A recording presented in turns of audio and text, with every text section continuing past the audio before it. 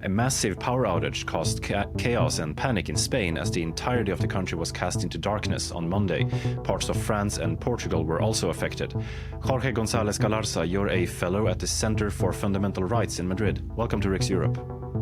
Thank you so much for having me, Ilya. It's good to be back with you. So what are some of the feelings and thoughts that the people of Spain are having right now about this incident? Well, I think right off the bat, I think there's no sugarcoating this. There's no way to get around the realization that this has been the worst power outage that Spain has had, and that much was already clear already just a few hours into the outage. But it went on for 12 hours. And what we're seeing now in retrospect, and I think this feeling is going to consolidate and become stronger as the days go by, is that this has been not only the worst power outage that we've had in this country, but also one that has been due to just a reckless set of energy policies. And we're beginning to learn more about why that was. And I guess just for your audience, I'll just recollect or recall some of the things that we already know. So as you mentioned, at 12:33. Essentially all power went out across Spain, and as you mentioned, not just Spain but Portugal and parts of southern France, and 55 million people were left in the dark, and this lasted for about 10 to 12 hours. So power hadn't been fully restored to many parts of Spain until midnight, and actually some of the major train stations, for instance, in Madrid, have just recovered power a couple of hours ago, and that was actually one of the major problems, I think, and this whole saga was train traffic, road traffic. Just think of it. In downtown Madrid, I would, walk out of the office and you would have essentially large roads with no traffic lights and cars just trying to, squeeze in between other cars and pedestrians not knowing whether they could walk in. The traffic lights were out. So air traffic was another huge problem. The airports were a huge mess. And essentially, again, this was a full-on blackout. So I think many blackouts that tend to happen in other parts of the world have parts of the economy that remain alight, whereas in this case, it was only emergency rooms and hospitals that had stocked generators and could perform medical work while this went on, whereas the whole rest of the country was out of light. And what I want to remind, though, to your question, is that there was less of a sense of lawlessness, and yet there was a great sense of panic. So you did have long lines at supermarkets for people wanted to go in and hoard food because they were already in sort of preparing for a scenario where this would go on for days, and also the government's promises that they could restore power weren't always believed. So people were ready to go on like this for days. They were trying to hoard food. There was a few bouts of lawlessness. There were some marauders in the streets. When the streets went pitch dark, you had petty crime, petty theft, but mostly you had panic and worry. And I think we're going to get into it. We're going to get into this, but that has a lot to do with the lack of trust in the government. And there's been a lot of speculation in worldwide media about what actually caused this, and they've been ranging. These explanations have been ranging from cyber attacks to unusual weather phenomena. And as you mentioned, there's some criticism towards the Spanish energy system, and I believe the Red Eléctrica, the national grid operator of Spain, has actually more or less attributed this to an over-reliance on renewable energy sources. But what is it that we can say for certain about the cause of this major catastrophe? Yeah, so I found that very interesting as well. Is that in the very beginning of this, the hypothesis or even the conspiracy or the theory of this being a cyber attack was pretty viral. You had a lot of people while they still had connection on their phones, because for a little bit at the beginning it kind of went on and off, right? So the memes that you would see shared and the memes that went viral were of Vladimir Putin shutting off the lights, right? So people really did believe that this was a cyber attack, but the cyber attack theory has been disproved as of now. Even the Red Eléctrica, which you mentioned, the power grid authority. So it's a part private, part public operator of the grid, and they've had a team of technicians look into it. And the cyber attack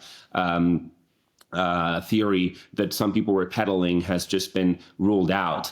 Now, what I found very interesting at the beginning is that while people were still entertaining the possibility that this was Vladimir Putin, there was much less talk of this being about the energy mix and the fact that Spain has spent the past 20 years on this energy transition, on this course and race towards ever more renewable energy production going into the grid. And we knew, or experts at least knew, that this was creating major risks. And yet people didn't seem to instantly link or correlate what we were living through with the policy failure. And that was very revealing to me. I mean, when you think of it, this has been a tremendously effective brainwashing operation. Because yes, you did have experts in Spain, energy economists, physicians, engineers, private operators who had been for years warning that, with Spain being one of the greenest energy mixes, that this was a real possibility. In fact, some people didn't say that it was a possibility. Some people said that it was a foregone conclusion, that it would eventually happen at some point. And yet in the public conversation, we just didn't seem to take that into account, because I think that the green lobby and green interests and green ideology has just been so effective in brainwashing people, and we just weren't listening. And now I'm hopeful that this, and I'd like to think of this as a sort of a solar Fukushima, as a sort of an energy disaster that should help us swing the pendulum, not just in Spain, but globally, towards a re-embrace of nuclear energy. And I think we're going to get into it down the conversation. But I think that people are now waking up. They're realizing that, and this is beyond doubt by now. I mean, there's essentially the green lobby is conspicuously silent right now. Nobody from that corner is putting out theories, although the government, the prime minister, has said that this has nothing to do with the lack of nuclear and with excess solar energy. But essentially experts who know what they're talking about are all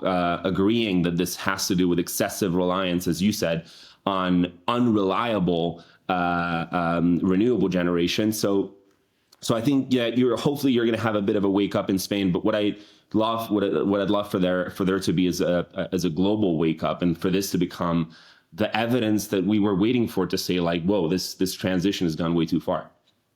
The current Spanish government, a very left-wing government, has invested a lot of resources into the green transition, and making sure that renewable energy is on the top agenda when it comes to energy supply. Do you think that this will damage the government politically if they continue to, promote the green agenda? Well, so I think it's really interesting. The energy politics of a crisis like this would have been totally different in any other country. In Spain, this is being filtered through a few elements that are very specific to our country, and one of which is the polarization, the political polarization, which kind of muddles the diagnostic, right?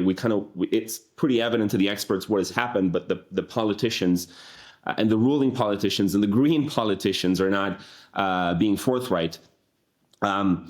So I think you have that theatrical polarization that happens in Spain, which is going to make it harder for the world to know what is actually happening here. But yes, I think, look, there's no way around it. I mean, what has been proved to be a failure has been the last 20 years of green policies in Spain and the transition towards a system in which, by the time the blackout happened, as much as 70 to 80% of power being inputted into the grid was coming from solar and wind. That was an all-time high.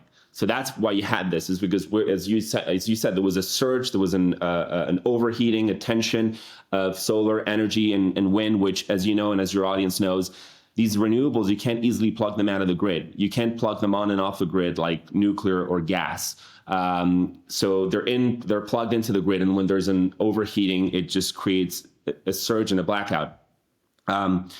So yes, I think that it's becoming very clear in people's minds that it is the green zealotry, the green radicalism, the green fanaticism, the green transition brought to a to a fanatical endpoint that is to blame. And on the other hand, this has come at the expense of the renewable sources of energy, which Spain could have built, the nuclear power plants. We used to have more nuclear power plants. 2 power plants were closed. Now we have 5 nuclear power plants, and they're operating at half capacity. They could have stepped in and balanced out the fluctuation because they're easily pluggable in and out of the grid, but they're essentially at half capacity, and they're also heavily taxed. Some of them are warning that they will go bankrupt. So to your question, there's no question, there's no doubt that it is this green radicalism that's been indicted, that's been proven to be a failure, and I just really hope that the world's going to wake up and realize and use this as evidence that, hey, listen, the pendulum has swung far too back, and it's time to take a few steps back and put some of that reliability into the way we consume energy. Thank you so much, Jorge Gonzalez-Gallarza, for your comments here on RICS Europe. Thank you so much, Elias. It's always a pleasure, and I want to thank your audience for taking an interest in what happens here, and have a merry end of the week, you all. Thank you. And thank you for watching RICS Europe.